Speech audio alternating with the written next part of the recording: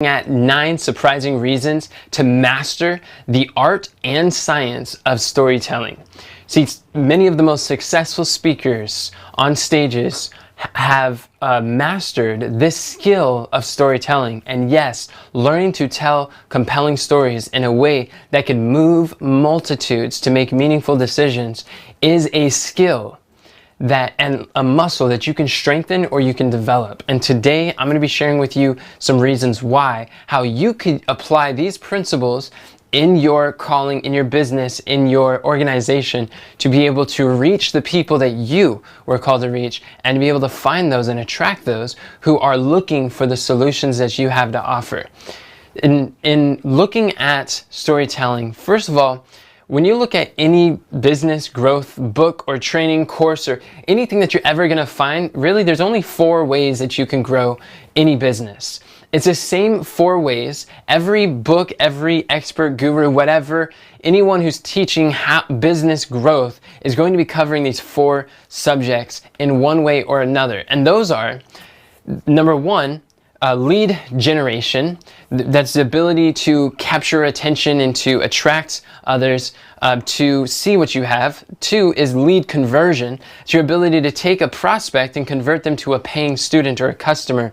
So converting, that's a sales process, that initial contact from an interest to an income to an impact, because the transformation's in that transaction. And then number 3, the third way to grow your business is customer ascension. It's the ability to, once you have a customer, to be able to ascend them through your ascension offers or your value ladder, where you're able to add more value and solve increasingly more complex problems for them, that you're able to continue to serve them. Not just a transactional thing where you just one and done, come in contact with them and never see them again, but how can you develop a growing relationship with them, not just dying off. And then number 4 is customer retention. Once you get the customers and you serve them, then how do you retain them? How do you keep them for longer so that they renew their contracts, their retainers, their subscriptions to continue to work with you? This is customer retention. They're the only 4 ways to grow a business, and you're going to see those in all business training. So I'm going to be sharing with you these 9 reasons. All fit under one of these 4 reasons 4 ways to grow your business. These are 9 reasons that storytelling you can use to succeed in your service that you're selling or your solutions that you're selling. And number 1, if you're going to improve in storytelling, you want to stack your reasons to master storytelling, because reasons reap results. It's so important that we understand why we are doing what we're doing. So the first reason that you would want to master storytelling is because learning to tell stories allows you to create a close connection with your audience, to reach the hearts of the hearers.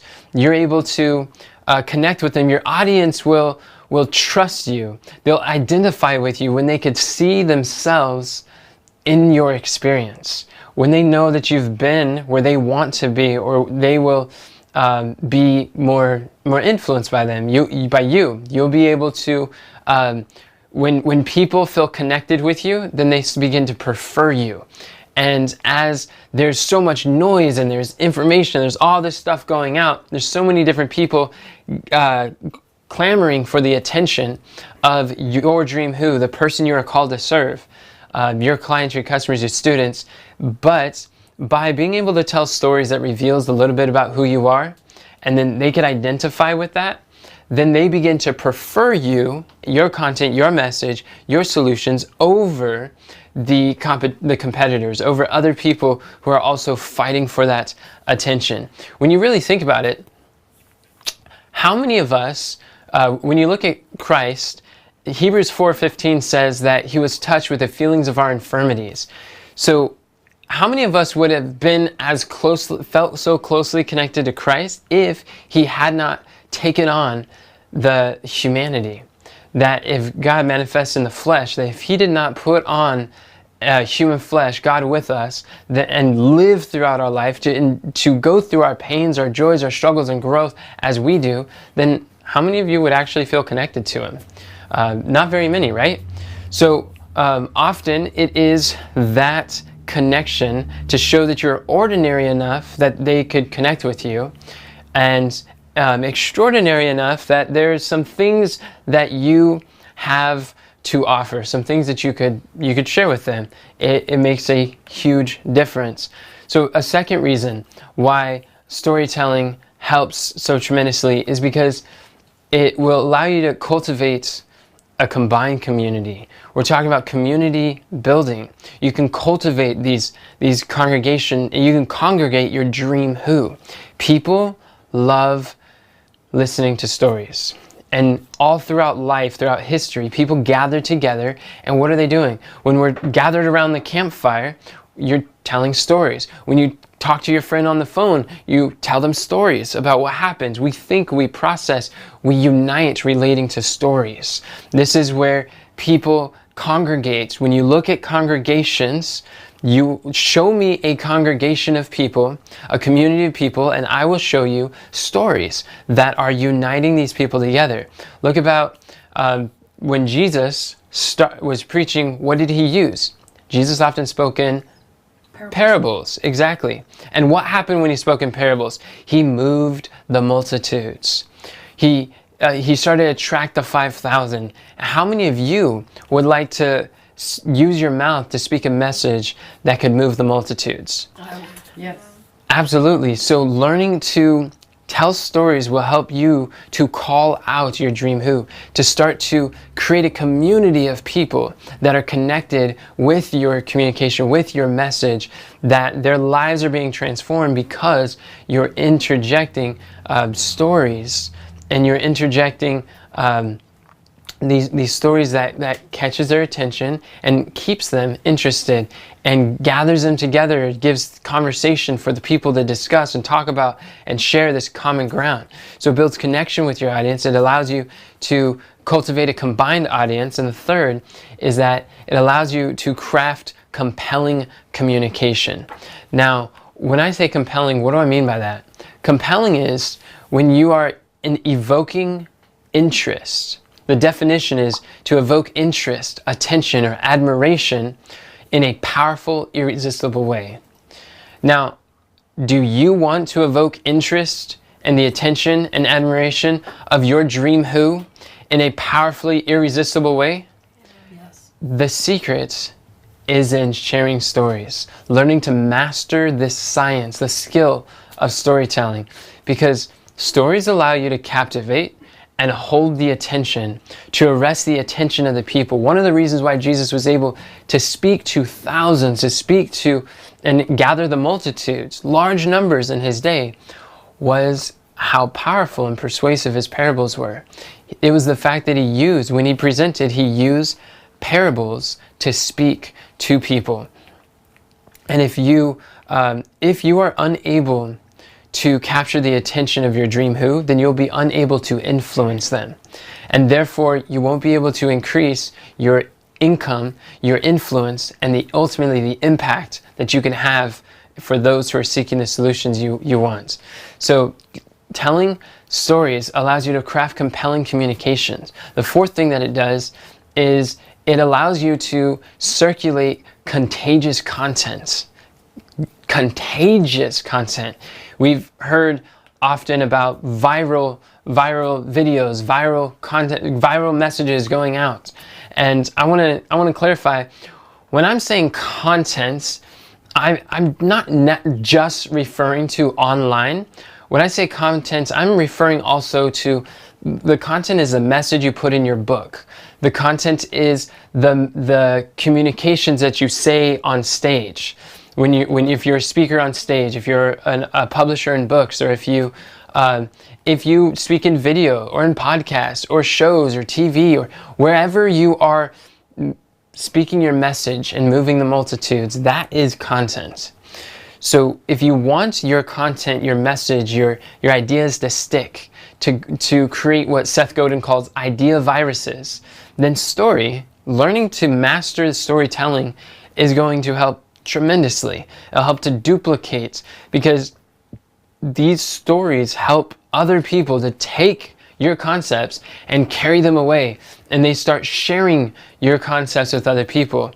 When you when you teach something and then you give an example of what that could look like, then you're basically, stories give your concepts a handle that people can go carry off away from your platform and go share with people who are looking for answers.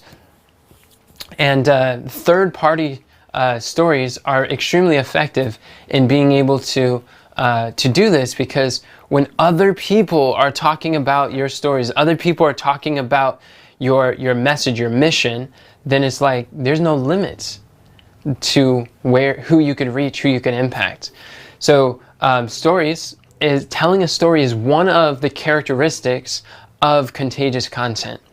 And the fifth is that stories allow you to conduct charged content. Oh, this is so powerful, because charged content, and what I mean by charge is, the definition is to fill with excitement, tension, or emotion.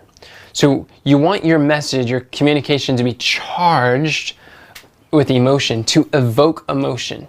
You know, one of the number one traits of virality in the contagious code, which we're going to go into later trainings, is it elicits an emotional response.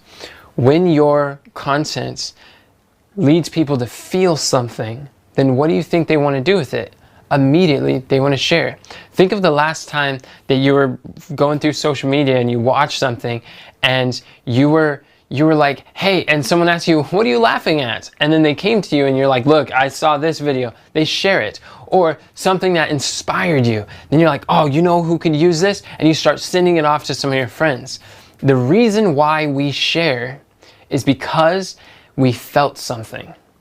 And it's important to be able to lead people to feel something with your stories, because that will help people to remember. It'll inspire them to share. It'll motivate them to move. And people do things for one reason and one reason only. It's because they feel like it. So when you master the art of storytelling, then you're able to lead people to make a decision. And that decision could be to take your offer. It could be to step up with you to attend an event. The decision could be to make some change in their life. In order for you to really transform someone's life, you have to know how to influence them emotionally.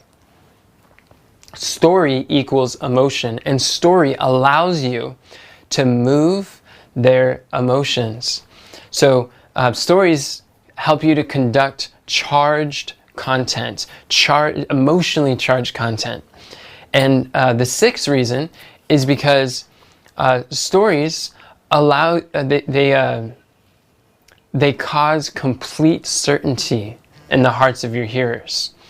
Now, what do I mean by that? Certainty is, well, when you look at beliefs, every behavior is belief driven. So if you want people to make a behavior, you have to think, well, what is the belief that I want them to adopt or to create in order to drive that behavior? And a belief is simply a feeling of certainty about a specific thing. So when someone is certain about it, then they believe it. And did you know that it's story that allows you to wrap beliefs in these backstories, in these biographies? So by you learning how to use beliefs, if you want someone else to believe what you believe, then you have to tell them the story that will lead them to the same epiphany as before. So because all learning is state dependent, meaning there has to be a specific feeling or emotion or a state that people are in order to have that epiphany, stories allow you to transmit those emotions, to create the similar emotion, the state that you were in when you had the epiphany, when you accepted that belief, and that actually transfers the same belief in other people as they're learning. So this is extremely powerful for opening the doors in changing people's behaviors, whether that's a buying behavior or whether that's a better behavior, whatever it is, helping people through stories. Stories cause caused complete certainty. They began to believe and accept, but it was through story that they got there. The seventh reason to master storytelling is because stories create consistent conversions. And when I say conversions, I mean sales. We're talking about lead conversion, converting interested prospects into paying buyers, people who want to pay for what you have to offer.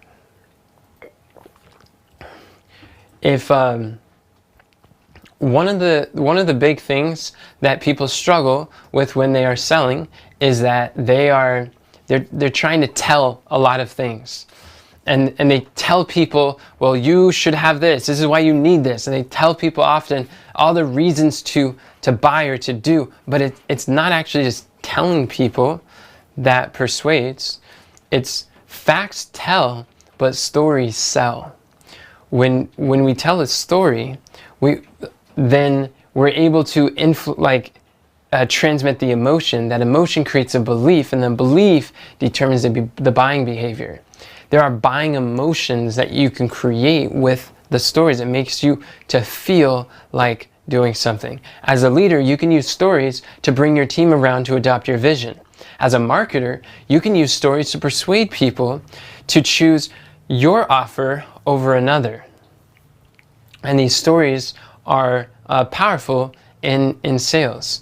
This is why what I'm going to be teaching you is not just storytelling, but it's story selling.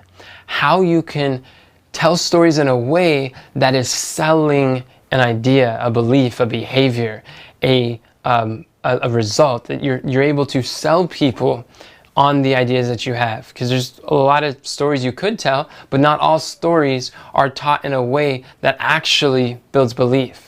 So one of the ways, if you want to increase your conversions for whatever sales mechanism you do, whether it's a webinar, a book, an event, a call, whatever your sales process is, if you want to increase your conversion, then learn to master and integrate in your sales process storytelling and the unique stories that are going to specifically create that belief, and it'll dramatically increase your conversions. And I'm going to show you exactly how to do that soon. And then the eighth reason is because stories allow you to coin catchy concepts. It's like what I was talking about, idea viruses. When I say catchy, what do I mean? The definition of catchy is it's a tune or a phrase that's instantly appealing and memorable. Hey, how would you like your phrases to be instantly appealing and memorable to the hearts of your hearers? How does that sound? How would you like your concepts to be so catchy that when you speak sticky statements. These statements are so sticky, these lessons, that it's like they just stick to the person and they can't let go. Like your lessons are so riveted into the minds of the hearers that they couldn't forget it if they wanted to, because you wrapped it in a story. You painted a picture, you helped them to see something, and because it was so vivid, it was so clear, it was so emotive, that they're like, it forever, they will not forget the lessons that you've taught. A prime example of that was with the parable of the prodigal son. Jesus could have just said, your heavenly Father is waiting for you to return to him. It's like, okay. It's like, yeah, I understand. But when Jesus wrapped it in a story, and he's saying this son, he had this father, and he got inheritance early. He went off and he partied like a prodigal, and then he found himself in poverty, and he started eating the pig's trough, and then he was like, oh, this is awful. I remember when my father's house is so much better. Let me go back to my father. And I'm not going to be a son. I'm going to be a slave. I'll just offer to be his servants. So he comes to his father. He's like, look, I am not worthy to be called your son. Let me be a hired servant. Let me go live with the employees. Let me go live with the servants. I'll do anything if I could be with you. And the father just takes off his family ring, puts it on his son, and he grabs his best garment, puts it around him. He says, I've been waiting for you. He sees him afar off, and the father meets him. He says, no, you'll never be my servant. You will always be my son. And then Jesus is communicating that your heavenly Father is always waiting for you. Even if you've gone away into sin, even though you've wasted away your inheritance, he is ready, he's waiting, he's eager. He wants to receive you. You see how different that is when you wrap that principle, when you package that principle in a parable, that the story makes a statement stick. This is why the prodigal son is one of the most famous parables that are the most popular parables of Jesus, because these stories leave lifelong lessons. And if you want your lessons to live a lifetime in the lives of those who are listening, then you too will learn to master the story selling, to master the art and skill, science of storytelling. So number 9, the last reason is because the stories help you to capture continued continuity. If you have a continuity program, if you have a subscription enrollment, there's a, when I say continuity, I mean, this is the unbroken continuity. The definition is the unbroken and consistent existence or operation of something over a period of time. They're often applied to whether they're subscription sites or membership sites, or maybe they are a service that you do. People pay you monthly. A very clear continuity is like electricity, but there's, or like Netflix. Netflix tells stories and they keep continuity. There's YouTube Red. People pay for that because of all the stories they get on YouTube. You see a lot of continuity programs, or even subscription boxes, or maybe donors who are providing for nonprofit. They continue on continuity offerings because of they're connected with the story, the cause, and it has a compelling story that motivates them to want to give, want to be a part. And when you master the art of storytelling, it is a story, it's a personal story, it's that compelling characters. It's the leader that people want to find out what happens next. They want to know what is the latest thing. They want to continue to hear where is this going. And they want to follow your journey. They want to see the development. They want to be involved in the process. And by doing that, you'll have less turnover rate, and people canceling with your continuity programs when you wrap them with stories. And you share those stories, you continue to open up with stories, and you use them. People want to participate, and they're willing to pay a premium for these programs that share these parables and these stories. So these are the nine reasons to master the science and art of storytelling. Now, let's look a little closer at one of these reasons we're going to look at is to create a close connection. One of the reasons why we want to create a close connection is because people don't want to listen to you until you feel connected with them. I remember the first time that I learned this, or it really hit me, was I was at a seminar. It was a 3-day seminar, and the guy was teaching about story, he was teaching about sales, he was teaching about growth and development, growing your business, and I was there, and it was amazing. He literally went in 5 hours. He spent 5 hours teaching you how to share your 30-second story. My life has never been the same again. That was so uncomfortable. His name was David T.S. Woods. It was called University in Action. We went over there, and it was a workshop. It wasn't just sit and listen and a guy just like fire hose on you. It was you're active, you're engaged. At one point, he's like, okay, what you need to do is you need to find 3 things in common. Or he says, stand up. And I want everybody in the room to stand up. There's like 500, 600 of us. Stand up, and then everybody go swap seats with a complete stranger. Go sit next to a complete stranger you've never talked to, never seen, you don't know who they are. It's like, all right, now sit down. You there? All right. Now, you have 2 minutes to find 3 things that you have in common with each other. Go. It's like, wait, what? And then, so we started talking, and we're sharing about how we are, how it's like, what do we have in common? It's like, oh, do you like to go fish? Where are you from? You're from North Carolina. Oh, my mom's from North Carolina. Okay. Do you like sports and football? And I'm like, no, not really. It's like, are you a business owner? Yeah. Oh, me too. Okay, cool. So we got that. And literally within 2 minutes, we were able to find things. And by the time we got our third, fourth thing in common, we just want to keep going. He's like, all right, 2 minutes is up. And everybody's like hush, hush, hush. And they're kind of like talking and they're like, I know you guys feel like best friends now, but now that you have this common ground, and they're connected. It's like, but we need to stop, because I want everybody to stand up again, go sit next to a complete stranger, and find 3 things in 2 minutes, go. And it was just like, again, and we did that again and again and again, and he drilled us.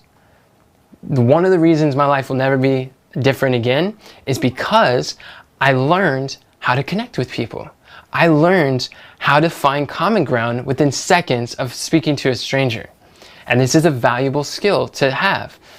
And the reason I share this is because this is when I learned, what is it that connects us? But it's common ground.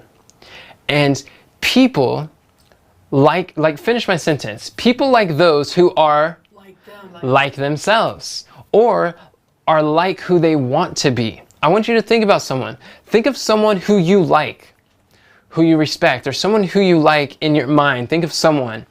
And you guys got everything? Stop what you're doing and just think.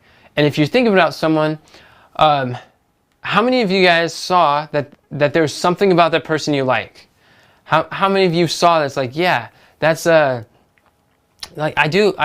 could think of some things I like, or there are things about them that you would like to be. And yeah, so that's the reason why. It's because it is common ground that connects us.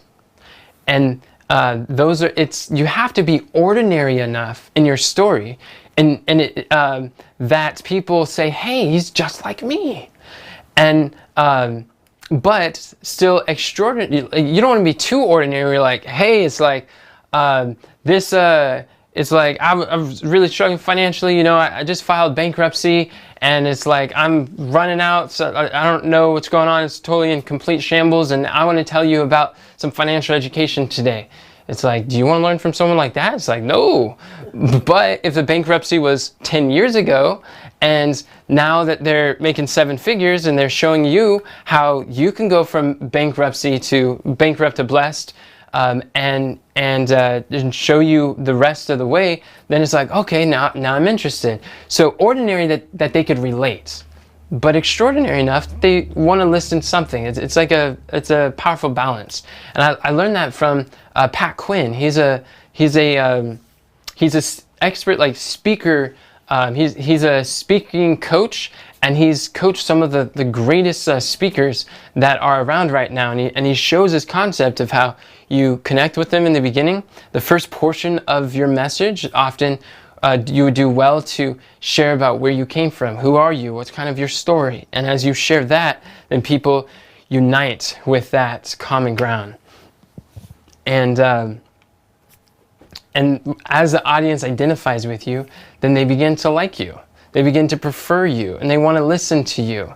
And as they like you, then they start to spend more time with you. Because if they don't really like you, it can be harder for them to want to listen. And if it's harder for them to listen, then you won't really be able to influence them. The number one tool of influence that we have is rapport. Rapport, that common ground, it's a sympathy, it's where people feel connected. That is your number one tool of influence. And it is by telling stories, relatable stories with your audience, that you build that rapport. And then you have greater influence with the people that you're serving. And often it's your origin story that connects you. They want to see your humanity. And when you think about it, when you first meet someone, what are some of the first things that you want to know? It's like, they're like, hey, where are you from? Well, I'm from Georgia. I grew up in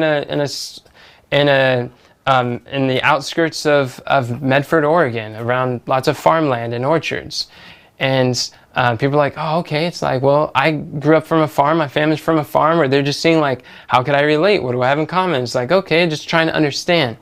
It's like, these are some of my backstories. Like, you see where I am today, but it's when you see, like today with speaking, for instance. Today, people look at me with speaking, they're like, hey, it's like, well, I can't speak like you. You're Enoch, whatever that means. But it's like, you can do that because you're Enoch, but I'm not a speaker. It's like, are you kidding? It's like, you should have seen where I started.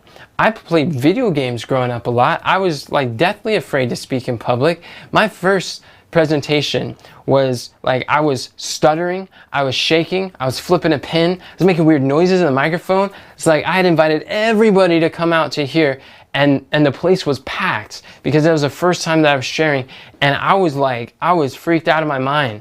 I wanted to share like an hour and a half, but I ended up speaking for like 2.5 hours because I had more material than I knew how to stop, and so I was running out of time, but I had too much to share, and I didn't know how to stop it. So it was just like, there's so many things, like I shudder or cringe when I think of that, but it is, that was the, like where I started. So that was 10 years ago.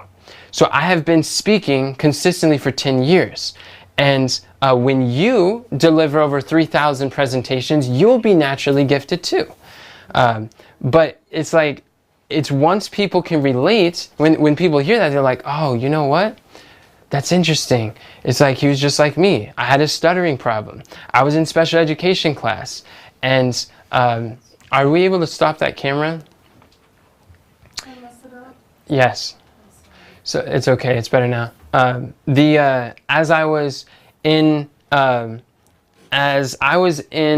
and also you could stop doing those.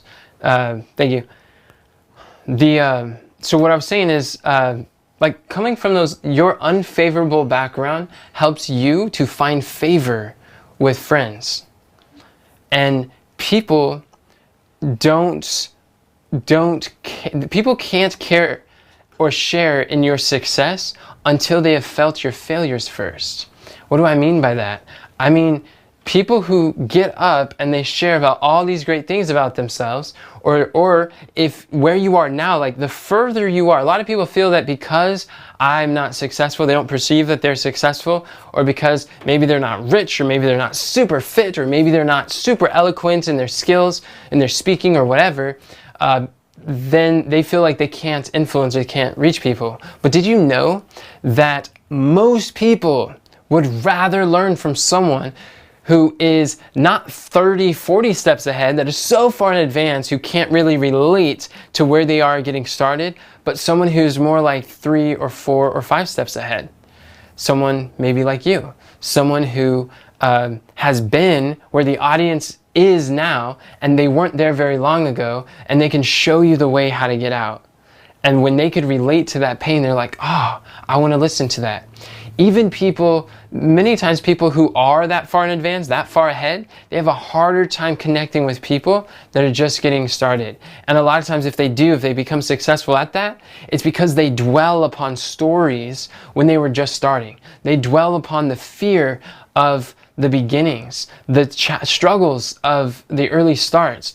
And if they talked about their problems that they're facing now, it's a lot more difficult, because it's like, yeah, the average person can't relate to that. But through the stories that you share, you can relate to people where they are. And sometimes you don't feel like you have a message and you don't have something of value to be able to share with someone.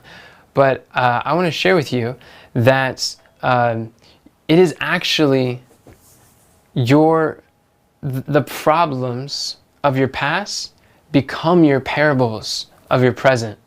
That when you go through the problems and they're solved, that becomes your parables. You could stick that in your pouch of parables. You can stick that in your inventory of stories, and you can share. You could wrap your principles, and you could package your principles in parables, and it begins to stick in the minds of the people.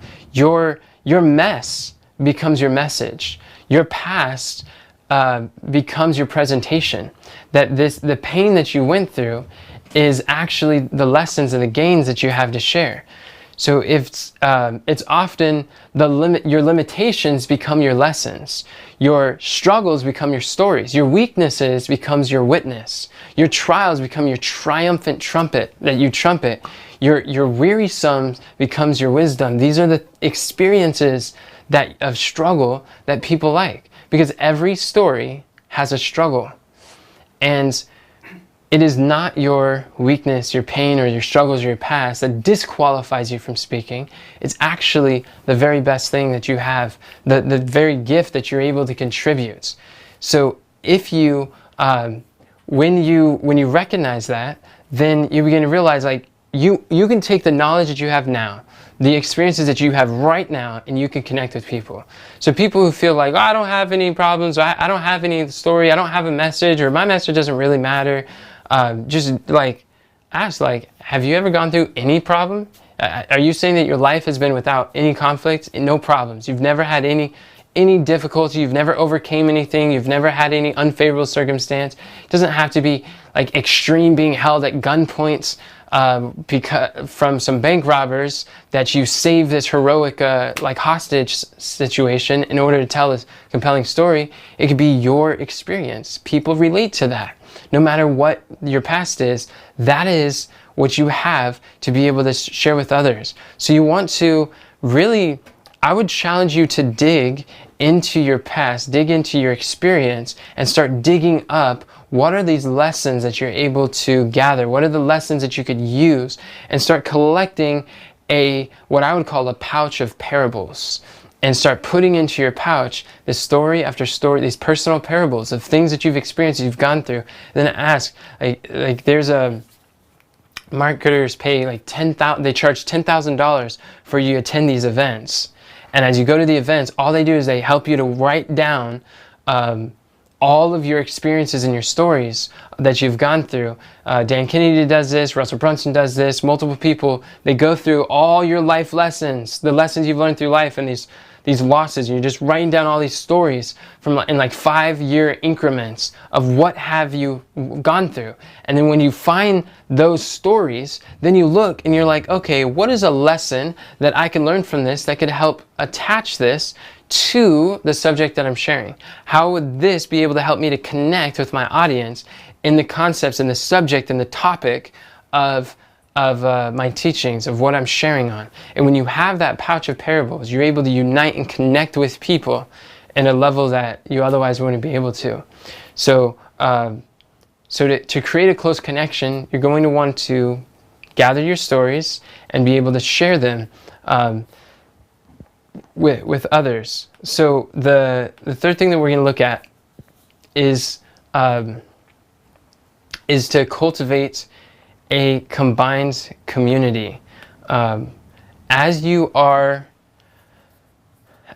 telling stories, one thing that hit me when I was listening to Daryl Eves a few years back, and Daryl Eves trains YouTubers on YouTube how to grow and blow up their channel, and he is responsible for the video campaign of the Chosen series. If you've ever seen how wildly successful that campaign has been, Daryl Eves was the mastermind behind that, and he's personally has his videos on his channel is viewed by billions with a B of views, and he has helped many of the top successful YouTubers how to blow up on YouTube, and he's like the category king of understanding YouTube. And when I was listening to him, it was really surprising, because here I wanted to grow my YouTube channel, and I wanted to understand how to do that. As I was hearing, he said one of the things, he was conducting an audit on a channel. He says, I always start with every new person I teach about. It was a book he recommends called Primal Branding. And in this Primal Branding, he says that there's 6 elements of building community. And every YouTube channel is a community. Every social platform is a community. Don't think of them as messages you want to share. If you're a speaker from stage, know that it's a community that you're building. If you are, it might be a community of your team. If you're a leader, if you're a manager, if you are an entrepreneur, then your your team is a community. Your customers is a community. If you sell anything to anyone, that is a community that you're cultivating. And it's through what he was showing is that stories, it requires an origin story. In order to cultivate community, they need a backstory. They need some sort of origin story, like a reason of why things got started. So it's one of the first times I was introduced to this idea, and I was like, wait, what? It's like, story is what's creating community? It's like, yeah, because they see why you got started. What was the problem that you're seeking to solve? And as you repeat that often, this is how you're able to build a mass movement with your message, to speak, and it'll move multitudes. Think about, like, when Jesus spoke to the multitudes, it's incredible the impact that he had. We were looking at, I was looking at, I believe it was Time magazine, and they had a list of who was the most famous and influential people in Earth's history, throughout Earth's history, who had the most fame, the most influence, the most notoriety out of anyone. And guess who it was? It was Christ. Jesus is the most famous and well-known person on the planet throughout human history. And it's fascinating because Jesus' public ministry was just for 3.5 years. In 3.5 years, he had more influence than all of these other like great philosophers and luminaries in people's minds. It's amazing. So how did he do it? Wouldn't it make sense, if you want to influence people, to win friends and influence people, that it's best to go to the one who has won the most? When Jesus spoke to the multitudes, how did he do it? How did he build the multitudes? How did he make the movements? In Matthew 13:34, the scripture says, all these things spake Jesus unto the multitude in what? In parables. And without a parable spake he not unto them. So he's really saying that there is never a time when he's speaking to the masses that he didn't use parables. And what's a parable? A parable is a story. He's using stories to speak. And as he's rapping, he's wrapping these stories and these statements. These statements in his stories, this is one of the ways that he's able to go far and wide. In fact, it's do you want to make a do you want to make a movement that matters? Maybe, do you believe that God has given you a message? Do you believe that you have a message or that's dear to your heart that you want to see go to the multitudes? It is the storytellers, our movement makers. When you learn how to master storytelling, you'll be able to move the multitudes. And people hear it. They gather together. They want to gather around the campfire. They want to gather around the events, the seminars. They gather around. They listen to podcasts. They listen to interviews. They listen to wherever stories are. Immediately they peek up and they're like, hey, and stories people want to share. They're like, hey, come listen to this story. And when you haven't talked to a friend for a long time and you're like, hey, what's new with you? What's happening? And they tell you their stories. They want to hear. This is how we connect. This is how communities are forged. This is how they're cultivated. And the word cultivate means to acquire or develop or to win the friendship or favor of someone. So how would you like to win the friendship or favor of your dream who? The person you're called to serve. How you can do this through mastering storytelling. And one way that you do that is make sure that as you tell stories, you're telling stories that your ideal clients, your dream who, could identify with, that they see themselves in that story and they want to be a part of it. They're inspired by that story and they want to go inspire others. They want to share others. So they become part of that movement making, being able to take those out to other people and to make a difference with your mouth. So that's one of the ways that if you're building a community, online, offline, if you have an email list, if you have a YouTube channel, if you have a podcast, whatever it is, when you start to wrap these stories, it makes a huge difference. I was listening to something Steve Larson was saying. Steve Larson worked alongside Russell Brunson for like 3 years, and Steve Larson branched out on his own, and he was explaining how when you teach these principles, you want to package it with these parables. You want to wrap it in a story. And when you do that, it sticks and people pay attention. He says, I like to have about 80% story, 20% principle. And I'm like, wow, that was solid, very helpful for knowing the ratio. And he's saying in his podcast episodes, he's telling stories and then like concluding with some statements. I'm like, okay, that makes sense. And he was sharing how a lot of times people, they say that they just want the facts. Just give me the principles. Just quit telling all these stories. Just share, like, tell me what is it? What's a framework? What's the steps? Tell me what to do. Just give me the actions. And at first, like, he's like, well, I guess maybe I should, maybe I could. And so he decides to test it. And he started producing podcast episodes where were just the statements and no stories. And guess what happened? The audience retention plummeted, the viewership went down, and people weren't engaging as much. And he's like, what? His audience was telling him that they thought they wanted the messages without stories, but the moment he removed the stories, everything dropped.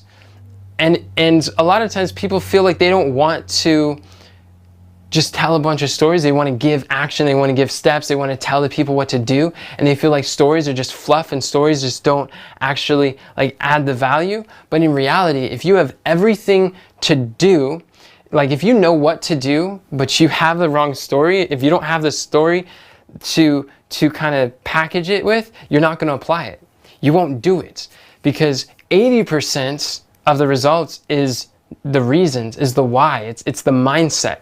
20% of behavioral change is the strategy, is the system, is the steps, is the how. So why to is 80%, how to is 20%. People think I just need to know how and then I'll do it.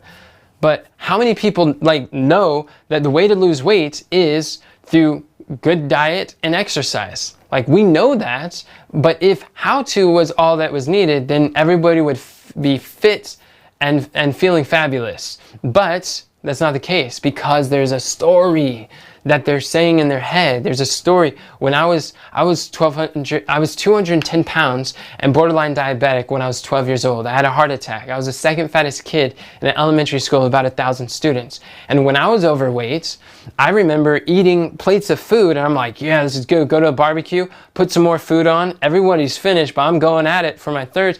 And then people around were like, oh yeah, he's a growing boy. That's why he's eating more. I was like, yeah, you know what? I am a growing boy. Let me grab another scoop.